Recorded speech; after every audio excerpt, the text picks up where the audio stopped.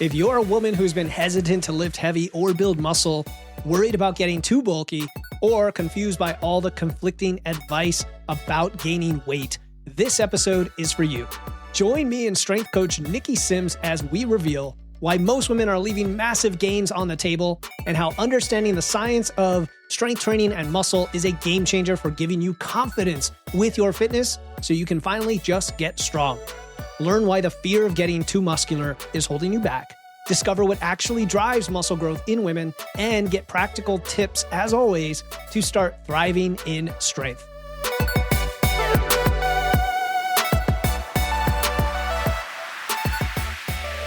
Welcome to Wits and Weights, the show that helps you build a strong, healthy physique using evidence, engineering, and efficiency. I'm your host, Philip Pape, and today we're going to utterly dismantle one of the biggest barriers holding women back from reaching their physique and longevity goals with the one and only Nikki Sims. Oh my gosh. Hi. She's like, I'm just Nikki.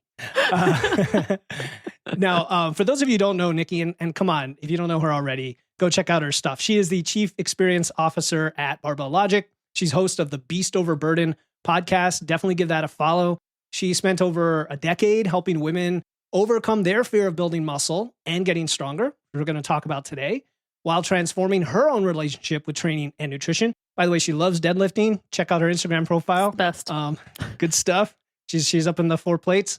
And I, for one, am a huge fan and stoked to talk with her today. So you are going to learn today what drives muscle growth in women. You're going to learn how to bulk strategically without getting bulky. You're going to learn how to break free from some of the myths and mindsets that hold you back. And stick around because Nikki will be giving you plenty of tips as we go along to get started later on in the episode. Nikki, thank you for coming on the show. What an intro. Man, it's good to be here. It is awesome to be here. It's so much fun to meet somebody who I've followed for a while through Barbell Logic. You know, we talked about before recording, I came from the starting strength community and I've shared a lot of your videos with folks. So anybody who's looking for really good form checks, go check out your YouTube channel and then definitely follow the podcast. I want to talk about what we're here for today, which is, do you find that many women fear their own physical potential?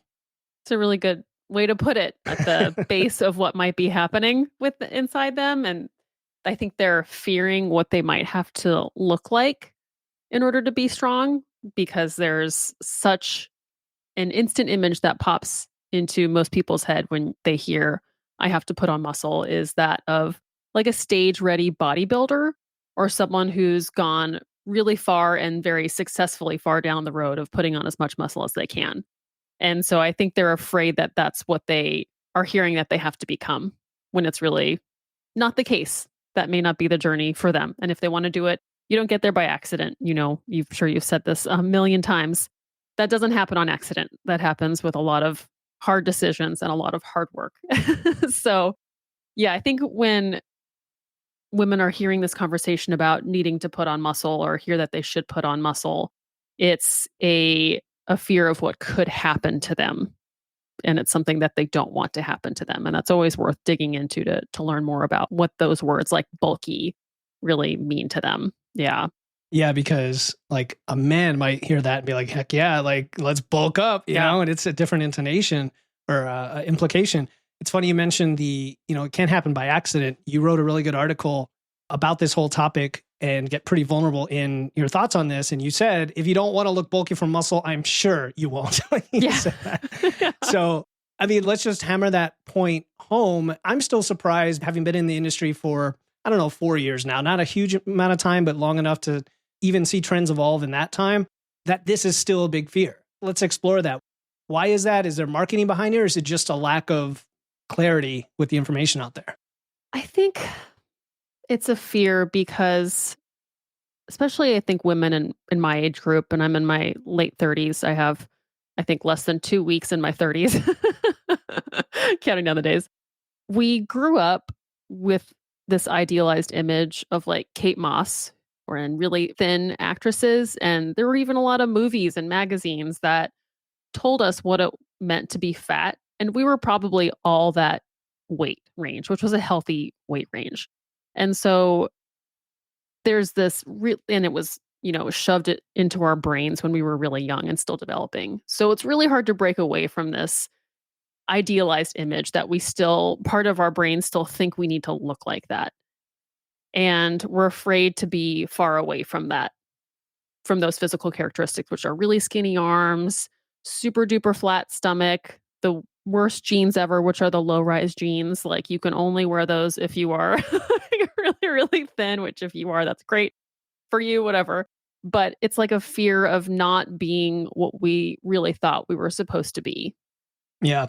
It's funny you mentioned like Kate Moss. I know the SNL 50 thing is going on and there's like all these actors in there and you can kind of see some of the standards, the beauty standards. And I know for guys like Brad Pitt, the Fight Club thing gets thrown out all the time. And, Yep.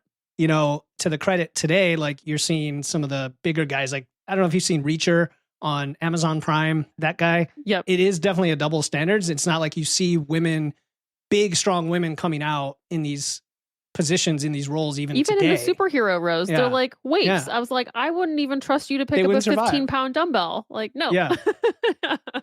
Yeah, that's right. There was a movie called The Gorge with like a I sniper. just watched that. Yeah. Wasn't it good? Wasn't it good? It's fun. And what's her name? Joy's in her name. You might know her Anna whole something. name. Like, Yeah. And with the big eyes and she's doing all this athletic stuff. And you know, some of it actually makes sense if you're thinking of the calisthenics part of it and like the acrobatic part of it, but then she's also supposed to be this like superhero, you know, strong and everything. Yeah. She's kind of small, you know? But, yeah.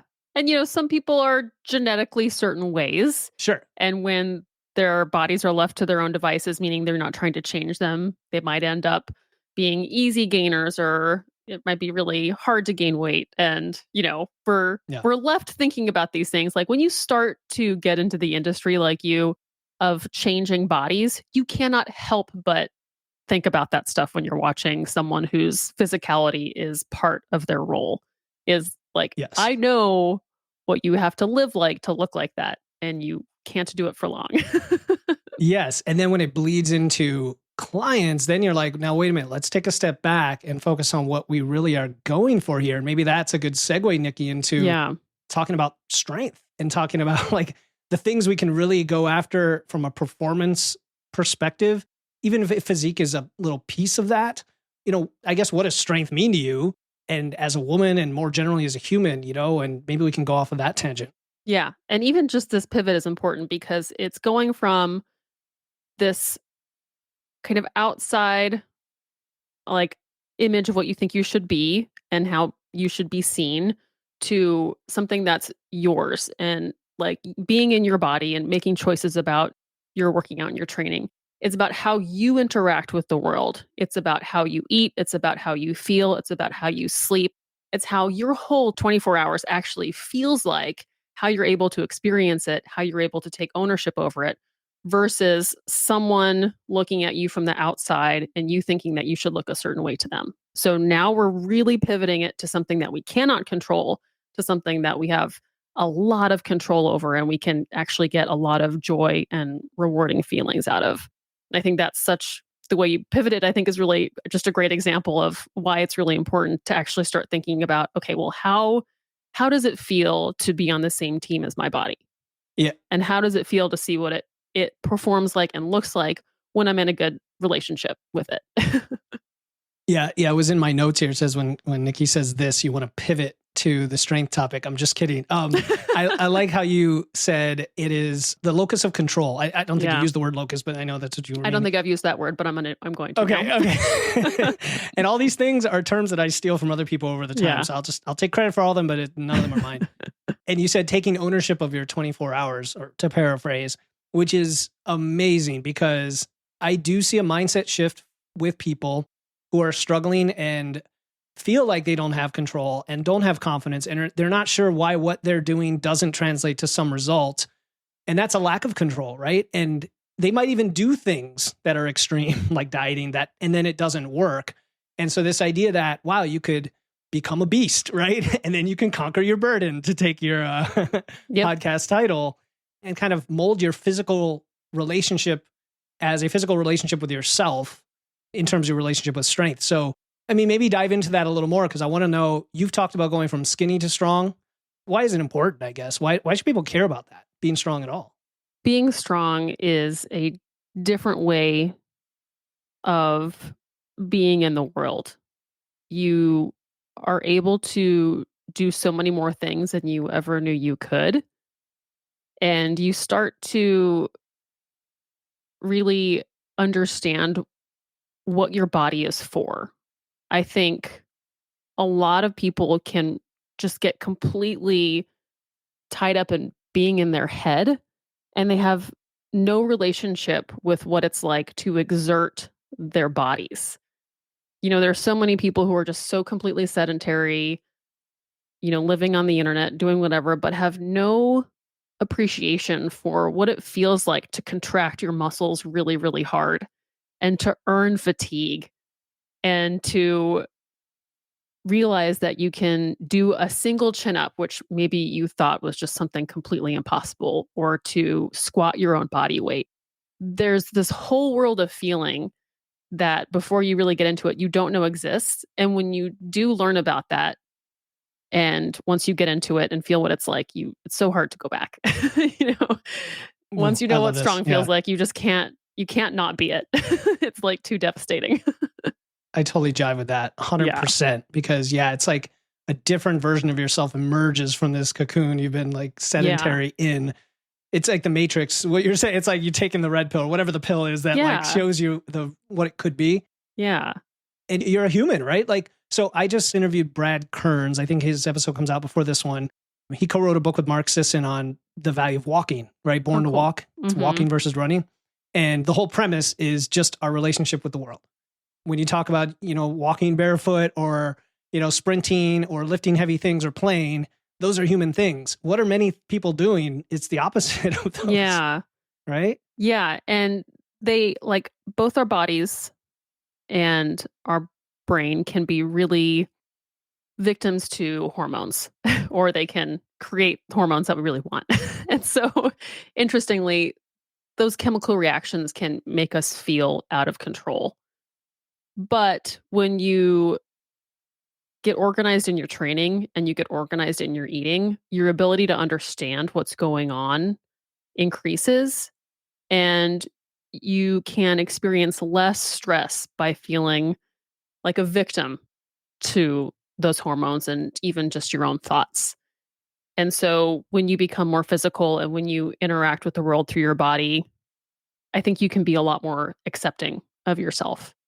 Yeah. It creates acceptance and also maybe resilience from that. Yeah. You just said something very powerful. You said get organized with training and eating, which hits a nerve for me because I talk about physique engineering and using data and tracking. And I know you guys do as well. And just today, I think, or yesterday, somebody who had like dabbled in my group program, she's like, I think this is going to be too overwhelming because I have 3 kids and you're asking me to track things, right? And immediately I thought, Sure. okay, I've seen this story before, right? Because you've got to meet people where they're at. But also, I think people don't necessarily realize how valuable it is to get organized in that it reduces the stress eventually if you kind of get over that hump. Yeah. Tell us more about that. When you say get organized with training and get organized with eating, what does that mean? It means appreciating that your actions today may not be felt until 2, 3, 4, 5 weeks later. And your ability to appreciate or to feeling a payoff is not instant anymore. And it can be wildly rewarding, but what it feels like in the moment is you do a workout, and instead of the goal being complete exhaustion and no longer able to do any more reps and you're just totally done, or you look at your fitness tracker and you see, oh, good, I've burnt 600 calories. That's great. Like, that's not the reward anymore. The reward is a cumulative effect where you're managing your stress and you're managing your recovery, and change happens over a longer amount of time, but it's very much a lasting change. It takes a lot of work to build muscle. You can start to see the effects pretty soon if you're new to training. But when you look at people who are really jacked, they've been doing it for a long time. And you can really appreciate how much work went into that. And when you watch people make really significant body composition changes, it's so hard. It's so hard to make those decisions every day and to kind of learn how to be at peace with the discomfort of saying no to things that you really want to say yes to. But the end or actually, there's not even an end anymore. It becomes infinite. And that's another mindset change is, when you're organized with your training, it's just this repetitive cycle of learning, trying something and learning, trying something and learning, instead of the mindset of, well, as soon as I do this, I'll be happy. Huge shift. There's no endpoint. Yeah. We're so on the same page, man. There's forever. a buddy of mine. He's another lifter, and he and I are like Socrates philosophers, the way we get into the same kind of stuff. Yeah. And we're like, man, we just love the process. You really fall in love with that process, even though it's always hard. Like, I think that's an important message. It's never easy, but like the things that come out of it make your ability to interact with the world way easier, I would argue, right? And I think you're arguing that to some extent, in that the things that become hard with age and frailty are not going to be the hard things you have to deal with as much, because you're dealing with you have the voluntary hardship today, right? Which is the term you guys use. Yeah. You also said you become at peace with discomfort, which is, again, amazing, because it's the concept of ever changing, always changing and growing, and not just sitting back. So what are your thoughts on like dopamine hits and endorphins from exercise, which get a lot of play out there? That is an instant gratification, is it not? Oh yeah. And I love that. Yeah. I love that. I am here for it. And I think it's important to have stuff like that in there, but it does change over time. A dopamine hit for me now, like I do spin classes. I live across the street when I'm in California from a great spin studio, and that has sometimes a probably positive effect on my conditioning, but sometimes I can go too hard with it and it actually steals from my recovery. I accept this.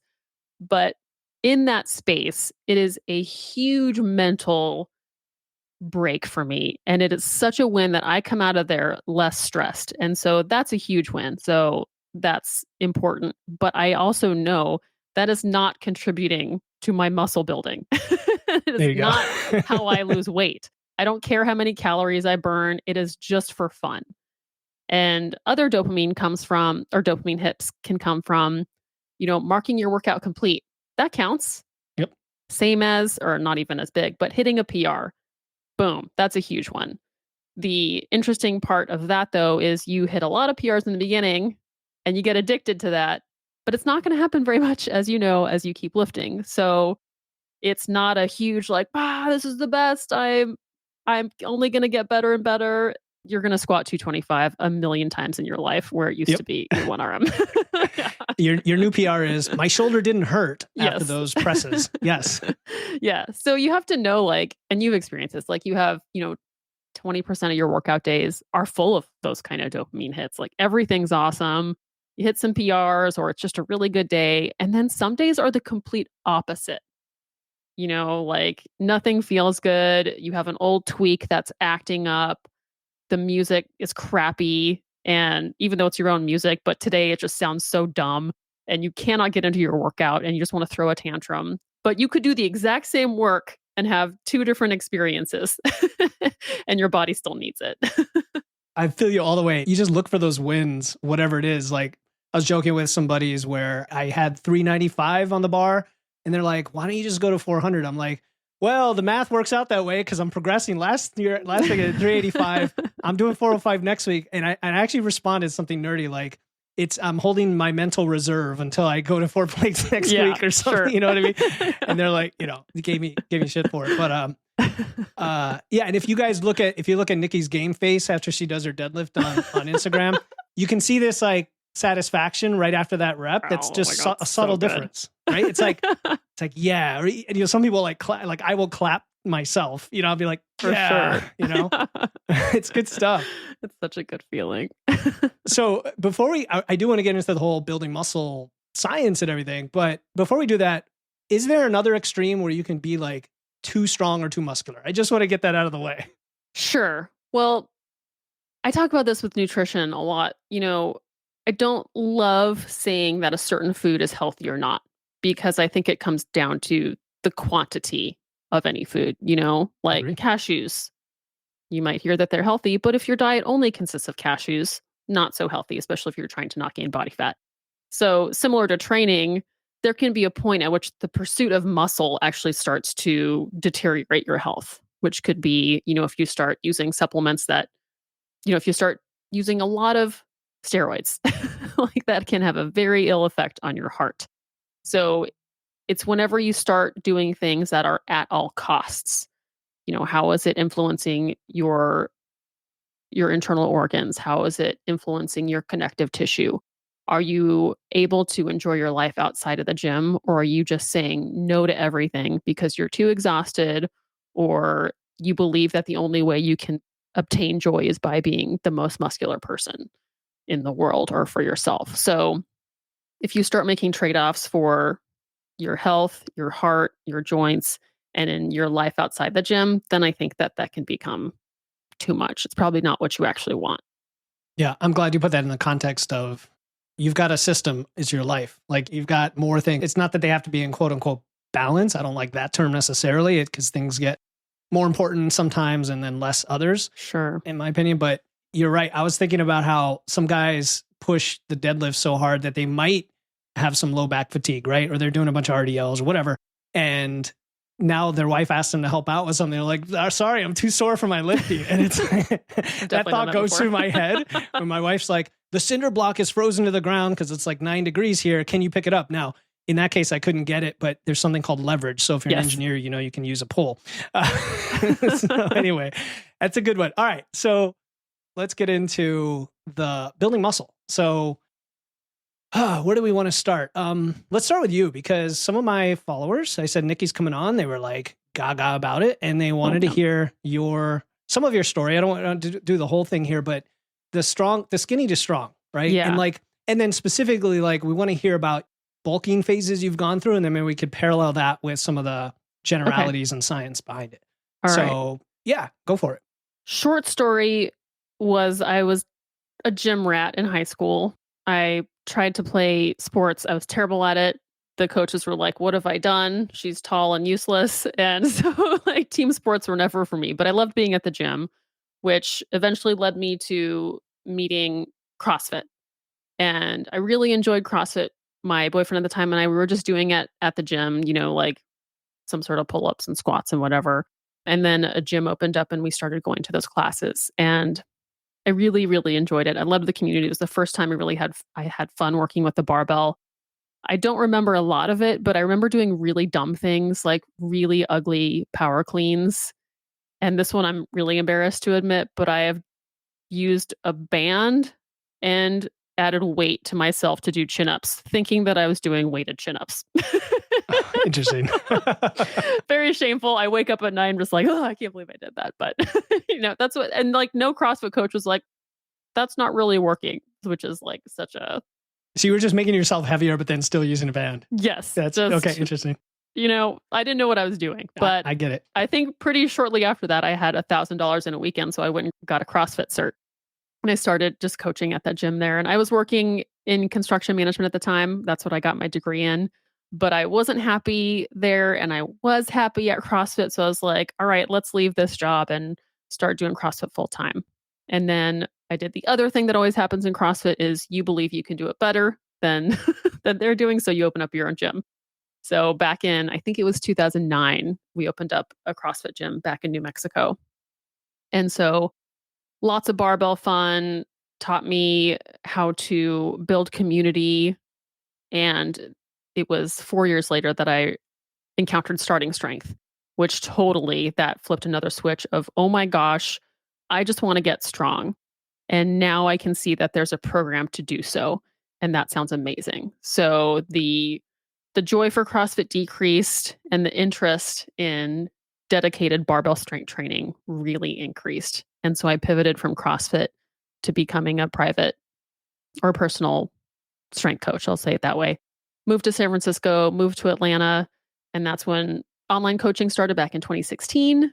And then eventually wound up here in SoCal working for Barbell Logic online coaching. So through that journey, it was kind of being a gym rat, getting more into the barbell via CrossFit, and then just boom, full barbell. I'm smiling because it sounds like me. I mean, not to make it about me, but it's so funny because I was in CrossFit for 8 years. Yeah. And my coach who owned the gym, he kind of evolved away from CrossFit himself. He was more into just straight up lifting and powerlifting and whatnot. Yeah. And then I discovered starting strength in 2020 during the pandemic. Yeah. It's funny how many people came that route. And that's how I found out about you guys too, because I know you kind of branched off from that. And there's a few other guys like Barbell Medicine, met Jordan on the podcast too and stuff. So, okay, so that's like the what. And it's good people understand like, hey, CrossFit, there's maybe a place for it. There's the barbell piece. There's the community. There's definitely a lot of things that are maybe detrimental, especially if you go too crazy with it and you can get injured and stuff. We all know this. We all know that. Yeah. Well, I think there are 3 pathways. You find out you're really good at CrossFit and you become a CrossFit athlete. That's for, not that many people. You get hurt and you leave, or you get into barbell training. Yes. Yeah. You don't get great results and then you go into barbell training. All of a sudden the world changes. So that's what people want to understand is like, okay, what happened? Like, so you're still doing that because obviously it's given you something. Did the change happen pretty quickly? Like your strength doubled in a few months doing the novice linear progression? And what did that look like? It did. Yeah. And I had been, doing CrossFit for many years by the time I did the novice linear progression. But yeah, I got much stronger. I wish I could remember my numbers, but I remember being stuck at a 200-pound squat for a really long time. Definitely got past that eventually. It took me ages to squat 300 pounds, but I finally did it. But getting to 2 plates. There's a lot of guys really that can't do 300. Yeah. So. After that, I was like, cool, I'm retiring the squatting. I get it. Just kidding. But yeah, I think I got my deadlift up to 5s at 265 at some point, maybe more. I can't remember, but that was pretty good in the CrossFit world. So, even with going to the gym that many times and being that invested in constantly varied functional fitness. Yeah, right. Yeah, I wasn't as strong as I could be. And so I got stronger once I had a dedicated program. Right. And then even since then, I've gotten stronger, as evidenced by weight on the bar in certain lifts. But I've only continued to put on muscle. And while not all my numbers have gone up that entire time, I have put on more muscle. That's an important distinction. Yeah. Yeah. So let's link that to what you did to make that happen, right? There's obviously the training and the lifting, and then nutrition's a huge part of this. Yeah. So over the when did you starting strength? What year was that? Roughly? 13. Okay. So it's been a little over 10 years. So it's been 12 years. Yeah. What did the nutrition look like? And when did you do some periodization, like your first bulk, for example, or first cut or whatever? How does that look? I think one of my most notable bulks was, it wasn't really an intentional bulk, but it was a really stressed out bulk. Okay. I got divorced and I wanted to leave my gym and I moved to another state. And then I didn't have anywhere to live. So it was in a year, I left my gym and I moved to San Francisco and I had to live in this Airbnb until I found a place to live. And I was so stressed out. I was just eating jelly beans thinking that I need the carbs to lift and, enjoying San Francisco, which is such a fun city. But I got up to my heaviest, which I think I was 185 at my very heaviest. And that's when I was like, oh my gosh, I do not like this at all. And I think my lifting was going well, but I was so uncomfortable in my body. So I did a cut through macro tracking. I did if it fits your macros, and eventually got down 30 pounds to 155. And I competed in a meet at that time. So since then, my body weight goes as high as 170, 172, and that's as much as I'm comfortable. I don't feel comfortable above 170, and it's not a payoff in my training anymore. Okay. I've gone through the period of if I add a bunch of weight, I'm going to get stronger. No, that's not going to happen to me anymore. In fact, it just makes me really uncomfortable. And really, to add muscle, you don't have to be in a tremendous caloric surplus. You really don't. It's not 1,000 calories a day. It's 300 calories a day, depending on how much you weigh going into it.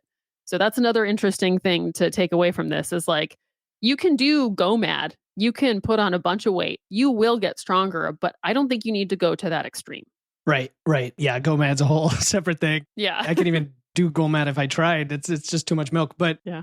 It's funny because you say it's only 300 calories.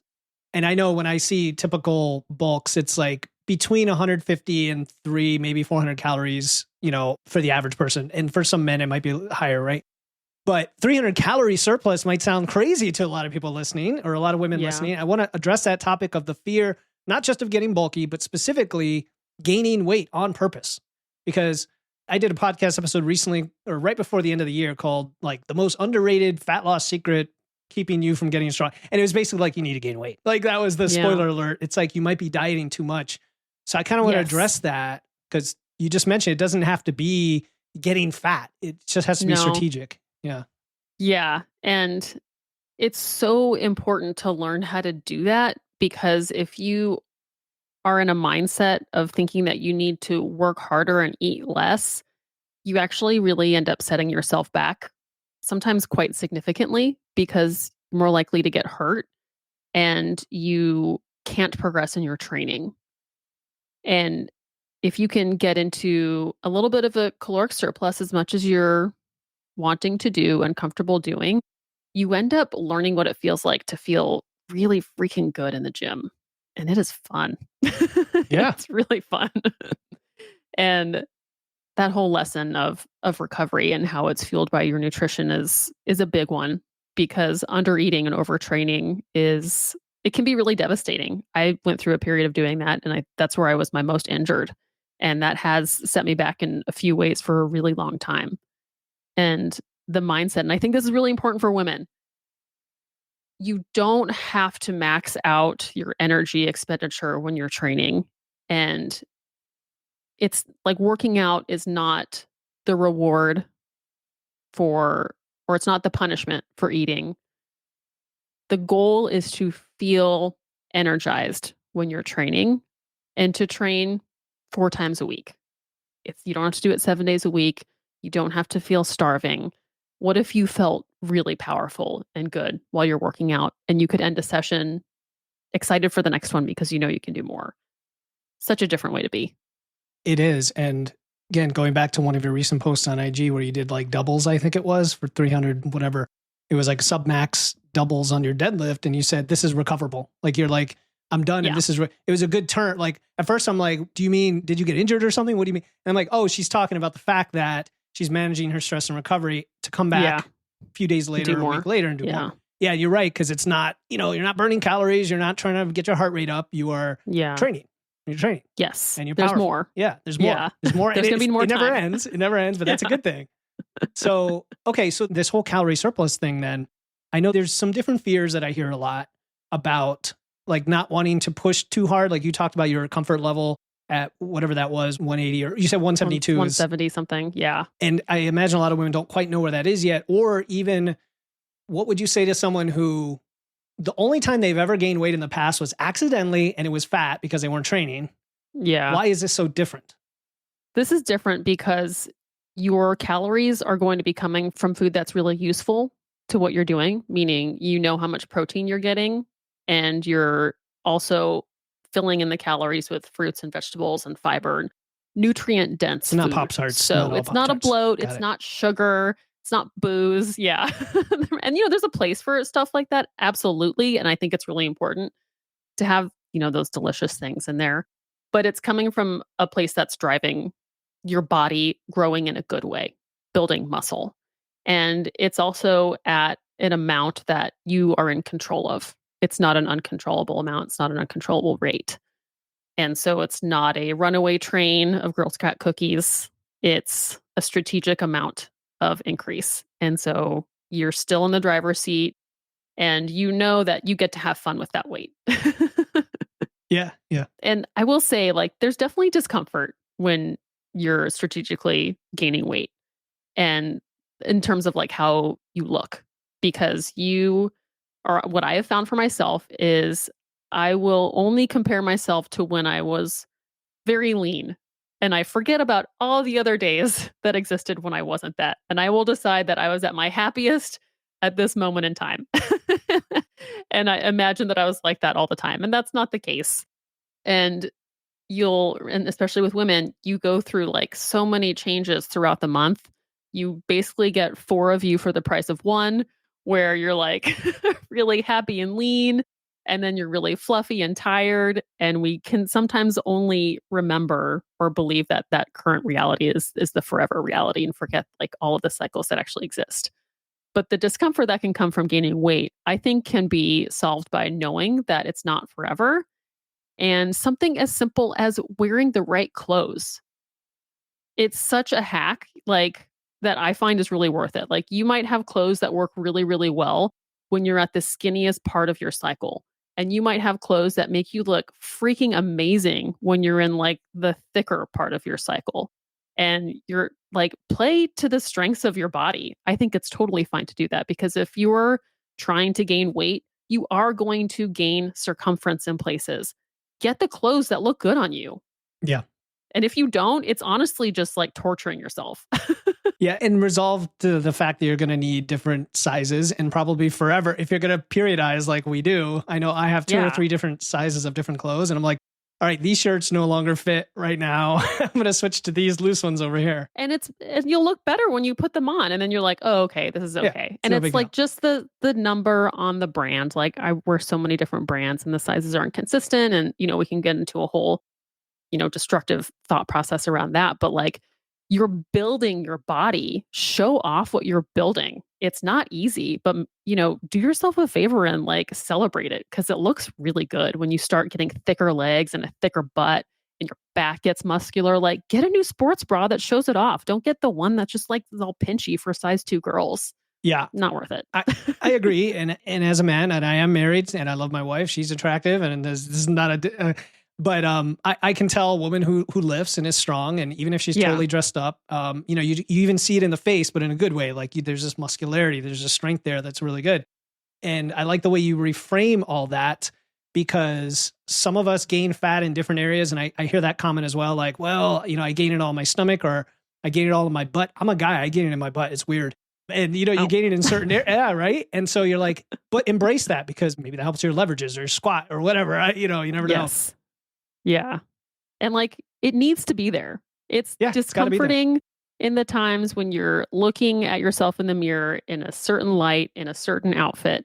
But it's really good when you are deadlifting, when you are squatting, when you are benching, when you are actively trying to build. You cannot build if you don't have enough. And so once you do it and you put in the work and you see your new shape, it's really, really fun because it took a lot of work. 100%. Yeah. And it happens fairly fast. If you're a beginner, it happens fast. And why wait? Like I always say, why wait? Somebody reaches out and they're 60 years old and never built muscle. I'm like, don't wait. Don't wait till you're 70. Do it now. Yeah. I also have, there's a male client I have who's never built muscle in his life, older client. And he's like 3 weeks in and already expressing some of these fears himself. Like it happens to men too. He's like, I'm feeling frumpy. I'm feeling puffy. And some of these symptoms are more of a fluid retention issue. Yes. Initially. Yep, very helpful to know that. And maybe we could talk about that. Does your body adapt to that? Is that something you have to get used to? Like what's going on with the glycogen in the water? Yeah. When you're training, your muscles now have a reason to hold on to more glycogen, especially if you're eating carbs like you should be. So that's good. And you might see some of that fluid retention and weight gain from creatine when you start taking creatine, and it's great. Take that as well. Mm-hmm. And also just know that when you don't want to see that bloat, you can make it go away very quickly. Like for example, when bodybuilders get ready to do a show, from what I understand, they don't do legs for like a week or something. And you would think they'd be doing a bunch of legs, but like a big heavy leg day, it makes you retain more fluid, and you'll even see that in your waist measurement. And the scale. Yeah, and the scale. I see it pop sometimes. Yeah. Yeah, because they will drink a ton of water to get their body to start releasing water as an adaptation, and then they'll stop drinking water, and then they'll release more water and get dehydrated. Yes. Right? To go along with what you're saying is avoiding the inflammation from the bigger. Yes. That's pretty cool stuff to understand when bodybuilders manipulate it. Yeah. Yeah. So even when I do like my measurements and I'm just like, okay, well, these are the measurements after like a mega leg day, they're going to be a little bit bigger. Yeah. Okay. That's good to know too. If you have like a shifted training schedule and then you're taking measurements the same day every week, that might throw off the numbers. Yep. That's good to know. Yeah. You said, so a couple other things I wanted to address. One is the duration of a bulk, what you like, because I've heard different recommendation from different experts. I have my own thoughts. Like I think you should bulk for plenty, like 6, 9, 12 months if you can help it, just to kind of get into that super anabolic mindset, just keep going. But you also don't want to gain too much. So what are your thoughts on length of a bulk? That would have to do, a big kind of buffer I would put there would be your waist measurement. The classic waist measurement that is correlated with more health risk is a 40-inch waist for men. Like if your waist starts getting over 40 and you're not like a huge guy who's also super muscular, that is a measurement where when you're around that range, you're like, okay, this might be the time to pull it back a little bit and get under 40 safely for a while. I think that's an important thing to keep in mind. And then thinking of what you want, because if you're bulking for a year, you have to think, well, what do I want the next year? Am I okay with this? Do I just want to do a little cut and be like 5 pounds lighter? Am I actually really happy? you know, are you doing this for you? Or are you doing this because someone said that it's important that you can lift a certain amount and the only way you can do that is by gaining 40 pounds? I think it's Right. always just a question of, is this what you want now, 6 months from now, and maybe like a year from now? I've been thinking just in the time scale for women, like when we get into this age range of early 40s, when our body is just going to be like, hey, did you enjoy yourself? Did you have fun? Well, too bad. It's over now. Like, I'm just going to really mess with you for the next 5 years. Like, it becomes so much harder to lose body fat. I feel like this kind of ticking time clock now where it's like, I don't want to go into the throes of menopause with extra body fat because it's only going to get harder to lose it. And I don't want to have to fight that battle as much as I might have to if I go in with a lot of body fat. So I'm trying to like prepare for that part of my life by being muscular and, comfortably lean because I don't want to have to be, without any estrogen and exhausted and mad at the world and fat. Yeah, and you're hitting on like what we know is the main cause of like a dropping metabolism in menopause is the hormonal changes causing muscle loss. Yep. Which then you gain fat because you're not eating any less, and then it just spirals. Yeah. So wait, going back to the bulk, if we tie this to no, it's okay. No, it's all related, right? It's good to know. If we tie this to, you're only 40 years old, Nikki. You're young. You're so young. You got years to go. I'm 44, and I'm younger than I've ever been. That's the way to reframe it, right? Yeah. So if we go way back to a comment you made about like a 300 calorie surplus, I don't know about you. I like to use 2,500 calories per pound for building. Oh, okay. Because of like the density between fat and muscle. And if you assume 50-50 fat muscle, blah, blah, blah, all the nerdy stuff. It comes out to like 3.6 pounds a month. So that would be then like 40 pounds for a year.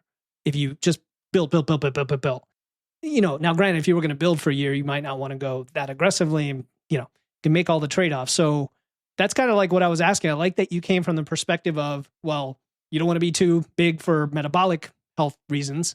You also don't want to be uncomfortably large where now you're just like a far cry away from your lean goal. So Is there a minimum though that you're like, you got to at least build for a certain amount of time in a surplus? What kind of experience level are we talking about? That is a good question. I guess we're talking to people who've never bulked before. So we can go with early, intermediate kind of deal if they've been training for a bit. And like on the thinner side? That's another good question. Yeah, let's say for a male, what are we talking about? Let's say 20% body fat where you actually do have a little bit of fluff, right? And you haven't gotten all the way to as lean as you want to get, but maybe you had a fat loss phase to get you there. At least it's a common situation I see where people have a lot of fat to lose. They lose some of it. They're not quite there. And then they want to build. Yeah, I would, for someone like that, they probably, first we need to figure out what they're actually eating and get to like a stabilized caloric intake. And it's very likely that, I'll probably start with 400 to 500 calories a day extra because their training is going to go from nothing to something big, and see how they respond to that. I like to give nutrition changes 3 weeks of consistency before I make a change. And if I find that they're feeling energized, they're recovering, and if I do see a half a pound to a pound a week of increase, then we're in a good spot right there. Cool. Yeah, I like that you said start a bit aggressively because again, people are afraid they're going to just blow up and gain a bunch of weight. But are you doing that because there's this hump to get over and also perhaps that your metabolism is going to start ramping up? Because you said the training becomes Like you have more volume in you, more intensity, the weight's going up faster, all that. Yeah, like you go from squatting 95 pounds a week and then, not that long after you're at like you almost double that. And there's a delayed onset of nutrition effect where, it goes both ways unfortunately. Like you can be in a deficit and not really know it. And then you feel it 2 weeks later when you're just like, oh my God, I feel terrible when I'm Yeah. training. Like I'm just so under recovery. It's because, well, you might have been in a deficit for a while and now you're Accidentally, realizing it because your training output is really high. It's And it's the same hunger thing. during a build that people talk about. They're like, Yeah. how am I hungry? I'm like, because you actually need the food. You're Just actually hasn't happened yet. Yeah. And so, yeah, when you're about to really increase the amount of tonnage someone is working with from 0 to thousands and thousands, you need to prepare them and you need to prepare the habits because it takes a while to figure out how to get 150 to 200 grams of protein a day.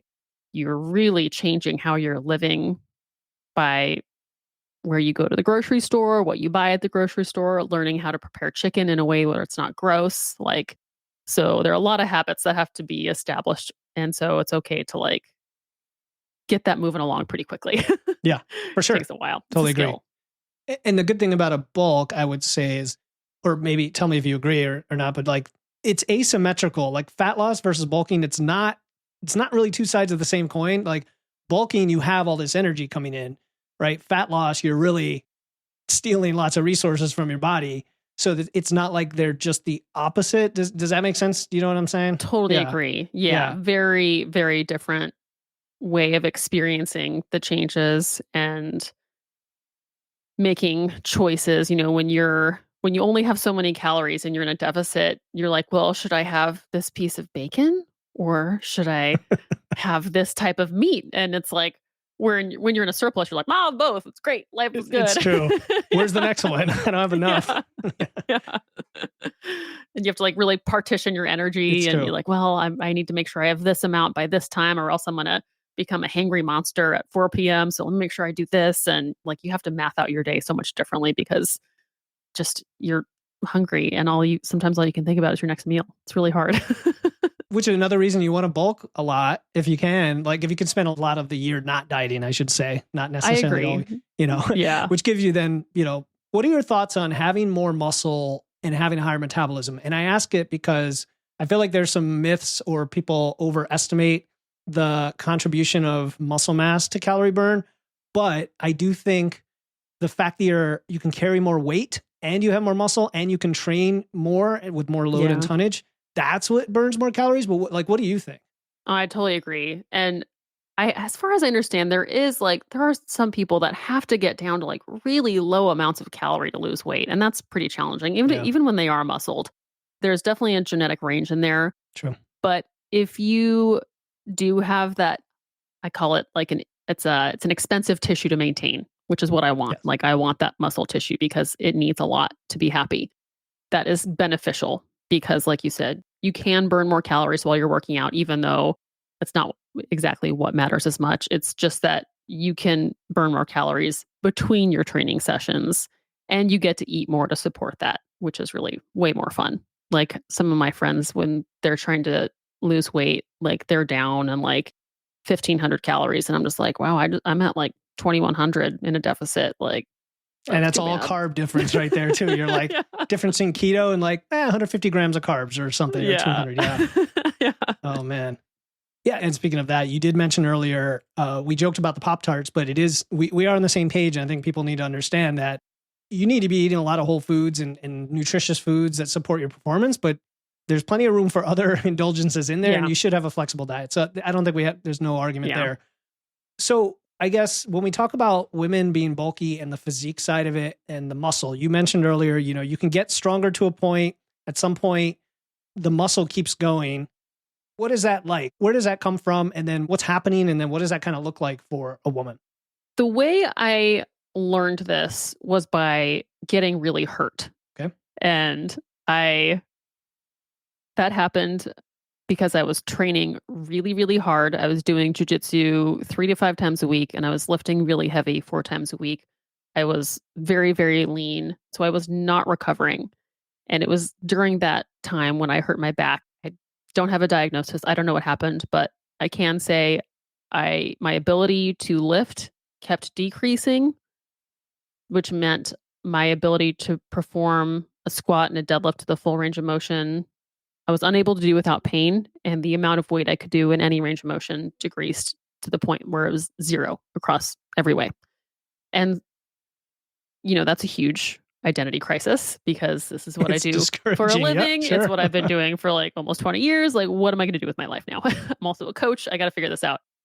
And I just knew, okay, if I can't do those lifts that I have built my house upon, I still need to build muscle. What am I going to do to build the muscle? So it went from this shift of, just being dogmatic and thinking like, if I can't I must do these lifts and I must see the weight on the bar go up, to thinking like, well, this is what I can do. How do I do the right amount? What is challenging like, and what does progress look like? And so that shifted to going to the gym, using machines that I could do, learning what machines I couldn't do, doing unilateral work, doing isolations, and also having to manage that work because, if you don't really pay attention, you can be at the gym and do a lot of machines that are kind of make you tired, but it's not really useful. And so it went from figuring out how big of a movement can I do, just like we do on a squat, you're using your hips and your knees and your back.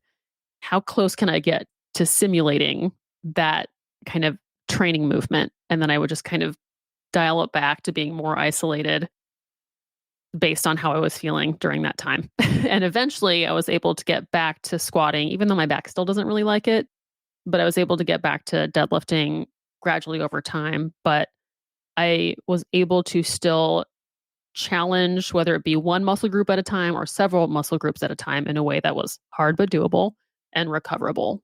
And so amazing. You can still build muscle and you don't have to squat. Even though I still advocate for the squat, just for the record. Yes. And it is not mutually exclusive. Yes. And what you're saying hits really hard with a lot of people as they get older and go through training, either training injuries or just injuries from real life. Usually that's where you get injured. It's just life. And myself included. I had a back surgery, an appendectomy a month later, and then rotator cuff surgery last year. And through each of those, it's kind of like, oh no, I can't do certain things, but what can you do? Like, what can you do? And there's even this like cross education effect where you can use one side of your body and it will translate to maintaining muscle on the other.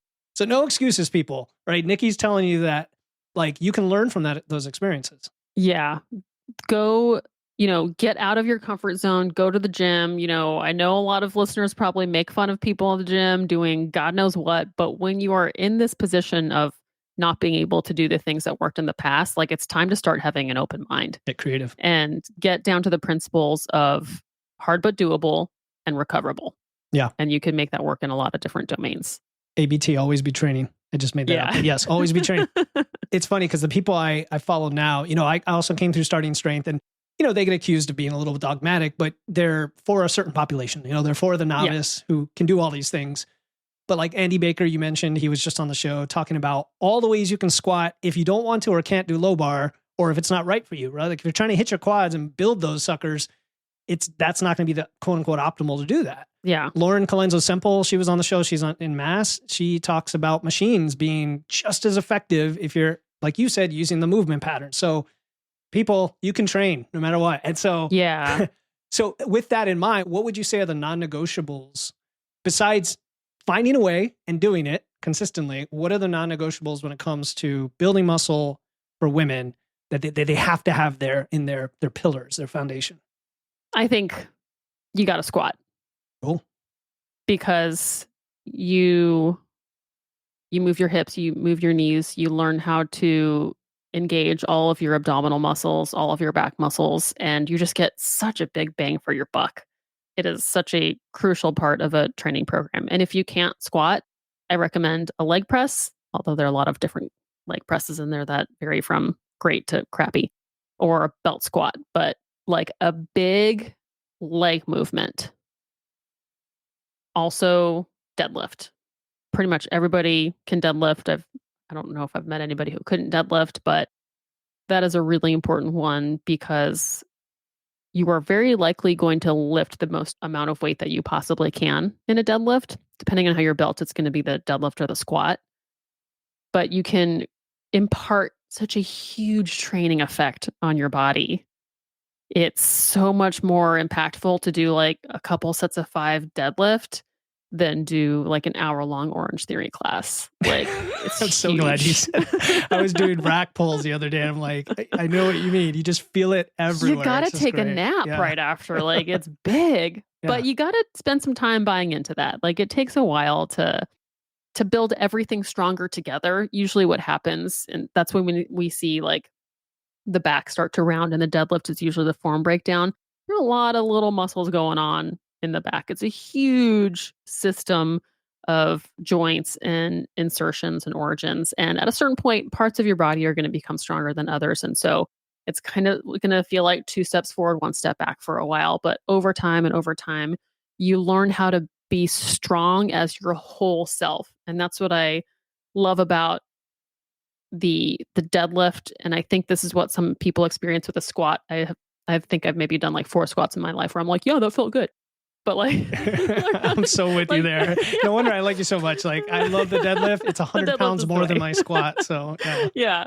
But you feel like you can use your every cell and be completely present with what you're doing. I have never felt what I have felt in a max deadlift in anything else in my life. Like, it is the pure experience of being alive and doing something huge. And it's so fun. And you got to learn how to do that because like I said, I just don't think there's anything like it. My God, I trained this morning and I want to go out and do a deadlift already. I know, right? Today. I need to recover. It's so good. It is so good. Seriously. Have you found people with back pain feel better after they start deadlifting? Oh, yes. Yes. Just so people are aware. That's a thing. Yep. It's a very common thing. And women who I train who are pregnant, they're like, I just want to squat. It feels so good. I just want to squat. And I'm like, okay, well, we can also maybe take out your deadlift. And they're like, no, my lower back is just like, they have relaxin. So the hips are like separating, and learning how to brace actually feels really good. So the deadlift feels really good for them too. So those 2 movements, I think they've got to be in your game at, varying degrees over time, but those are so big. And then you got to do some upper body stuff too. I think rows are really, really important. Bench pressing, overhead pressing, multi-joint movements where you can eventually move a lot of weight. Hi, my name is Lisa, and I'd like to give a big shout out to my nutrition coach, Philip. With his coaching, I have lost 17 pounds. He helped me identify the reason that I wanted to lose weight, and it's very simple: longevity. I want to be healthy, active, and independent until the day I die. He introduced me to this wonderful little app called Macro Factor. I got that part of my nutrition figured out. Along with that is the movement part of nutrition. There's a plan to it, and he really helped me with that. The other thing he helped me with was knowing that I need to get a lot of steps in. So the more steps you have, the higher your expenditure is, and the easier it is to lose weight. When it's presented to you like he presents it, it makes even more sense. And the other thing that he had was a hunger guide, and that really helped me. So thank you, Philip. It's kind of an off-the-wall question, because when I think of rows, I also think, people do a lot of mid-back type rows, like the barbell row, or they'll do more cheater-style rows, like upright angles. But I don't think a lot of people put as much credence into rotator cuff health and scapular retraction type, like higher level rows. What are your thoughts on that? And like maybe your favorite types of rotator cuff specific work? Man, that's a great question. I can't say I've gotten too nerdy in that. It's usually like shoulder vegetables, like you got to eat your broccoli. So like light banded work or like face pulls, stuff like that. Pulls, sure. I don't know if these count, but straight arm lat pull downs, those just feel really good. oh yeah. Okay, I get it. Yeah, straight arm. Kind of almost like a pullover, but standing. Yeah. Yeah, those just feel amazing. Nice. Dumbbell rows, you can have a lot more variety on, how much weight you're doing. You can change how you're raising the weight, if you're pulling it back towards your hip or if you're changing the angle with your rowing. And with that type of accessory work, I found times when it's useful to, go for the heaviness, and others where they have a really good place in your program to be used with an eccentric or a pause, because then you really actually start to feel what it's like to use your rotator cuff and to stabilize your shoulder, and like, oh yeah, that feels really, really good, which helps your bench press and, all the big things. All of those movements. Yeah. Because that's, at least I see it like shoulder health is probably, other than low back, probably the most common complaint for people. Can't All right, confirm. Yeah, exactly, yeah. And a lot of lifters and coaches have their own personal experience with that too. Okay, so the last piece here I think I wanted to cover, you mentioned it a couple times, was the longevity piece, and also you talked about living in the world functionally, being useful. How does the physical strength relate to the mental resilience in that longevity? So by longevity, I didn't just mean health span, although that is important, but more of the training longevity and the mental longevity and the stress resilience and all of that stuff that you kind of alluded to earlier. Am I making sense? Can you phrase it one more different way? Let's talk about mental health and the impact. Let's do it that way. Just say mental health. That sounds great. Yeah. So the way I have found it to be useful is it teaches you how to be present with something. And in a world where we're so easily distracted, that really becomes a skill to hone. When you have the bar on your back or in your hands, you are rewarded for how present you are. You do not want to be distracted. You can tell when you're trying to think about too many things, and you feel how great a rep can be when you're focused on like one thing at a time. What does it feel like to be in my midfoot? What does it feel like to place my knees here? And that's such a great place to be in your brain. And I like to keep my entire training sessions present. I hate when I get down in an email. I don't even like to look at my phone when I train anymore. I just want to listen to my music and I want to do my lifts. And to have that kind of sacred space where you can let your brain breathe and just connect with your body. I think having that spot in your calendar is really important for mental health, or else you're spending the rest of your day in a really kind of reactive territory, most likely. So I think that's a big one.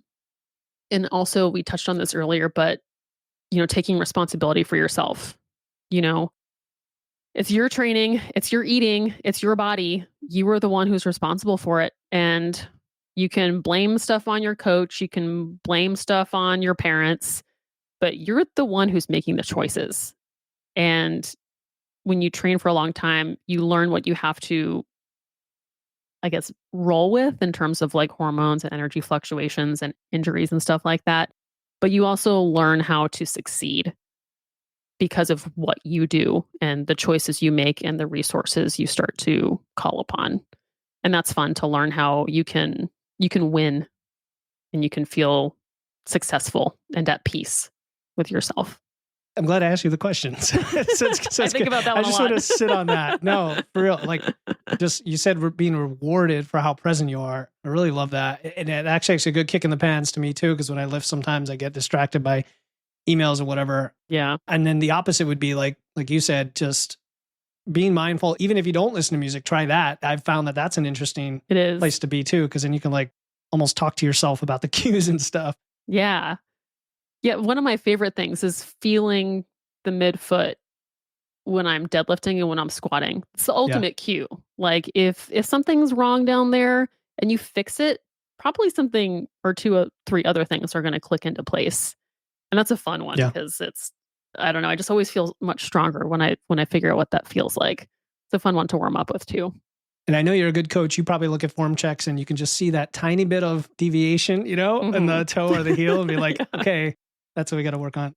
And you also said taking responsibility, which I totally agree. I definitely see a dichotomy in there in the lifting community between the folks who are kind of committed to it and they, no matter what happens, they're like, I'm going to learn from this and I'm going to keep going, versus the ones who are like, excuse. It's like, it's not my fault. It's something else. Sure, it's going to happen to you. So what? What are you going to do with it? Yeah. And that can look like program hopping. It can look like getting the instant fix that is being pushed on you on Instagram, biohacking. But when you train for the long haul and when you coach someone for the long haul, that stuff it's just kind of noise. You really have to learn how to adapt training to the circumstances of your life. Yeah. Which you have to do all the time. And it translates to life too. It just makes, it translates. So would you say lifting is more art than science, or a little of both? I think programming has a lot of art to it because you have to be creative and you have to elicit an emotion. There's some people who don't really care. They're just like, give me my 3x5s, give me my 3x8s, whatever, I'll do it. It's great. But when someone is bought into their program, it becomes more effective and the relationship improves. So I think a good coach knows how to program based on what a client's goals are and what makes them feel good about themselves and invested in their training that makes it more successful. Love it. All right. Last, or maybe second to last question would be for any women listening to this right now. She knows she wants to get stronger. She's very inspired. You know how this is. Like you hear a podcast, you're energized, and then it falls away if you don't do something. What does she need to do to commit to this? What is the next achievable step? I think you should get a coach. And I say this because I am a coach, but it's also and I'm a coach because this is what I believe in. I agree. I'm sure you have coaches too. Yeah, I have a coach for sure. Yeah. Yep. So many times I get excited about something and then I start to research it and I get completely overwhelmed with all the things that people are telling me I should do. And before I know it, I haven't done anything.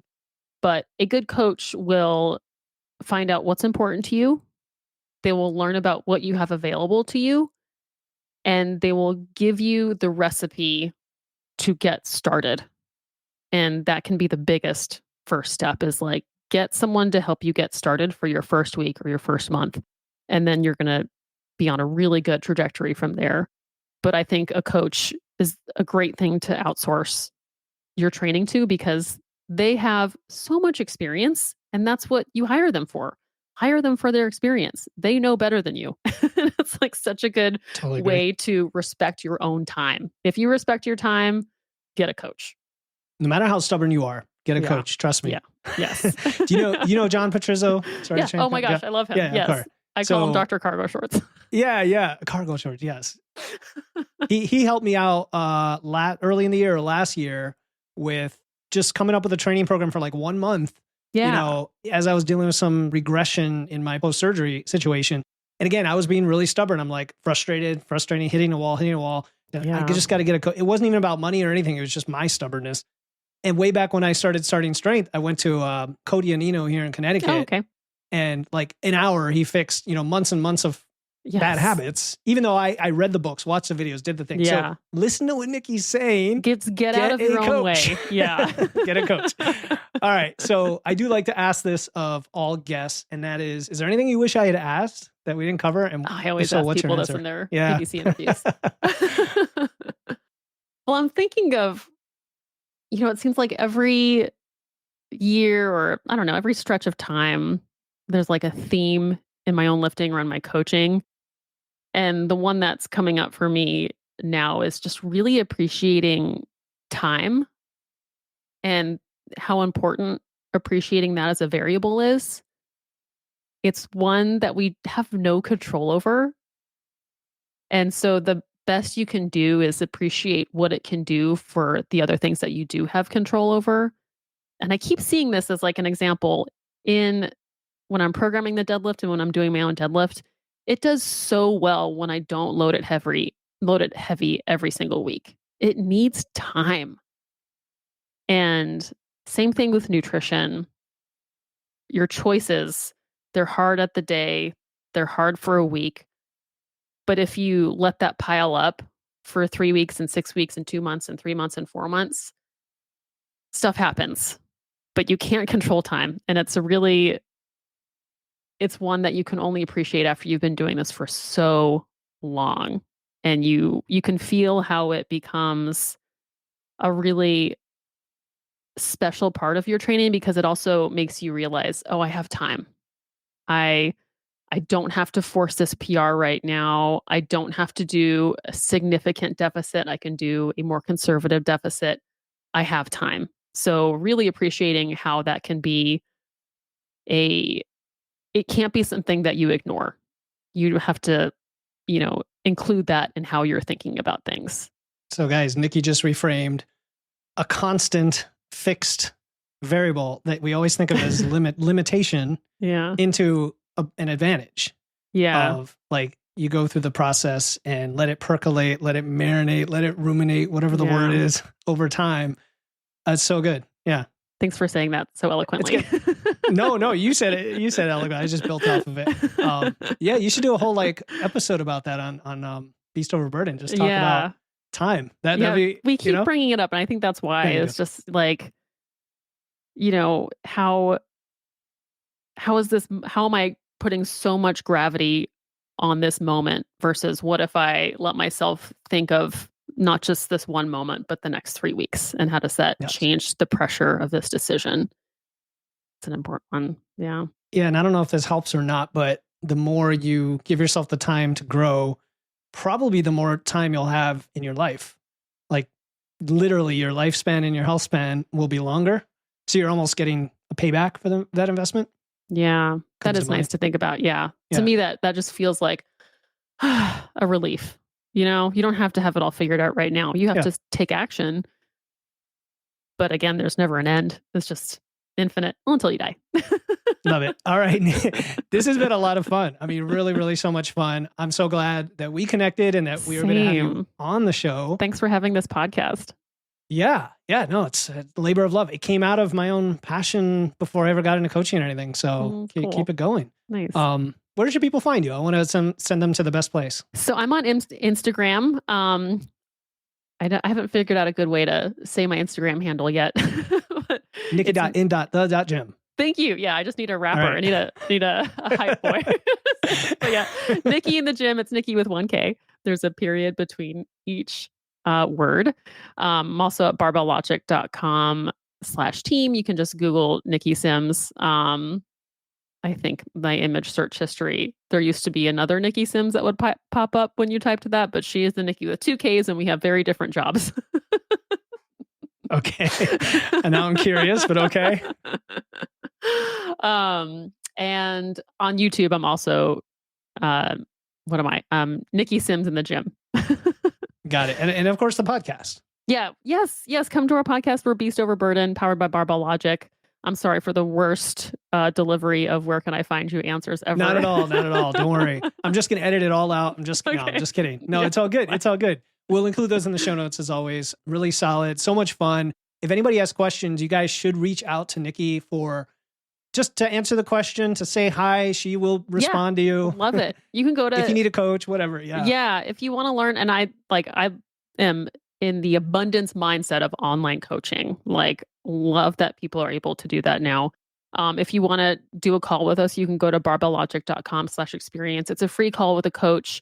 Again, I just want people to get coaching, and that's a way for you to see what it might be like with us or with whoever.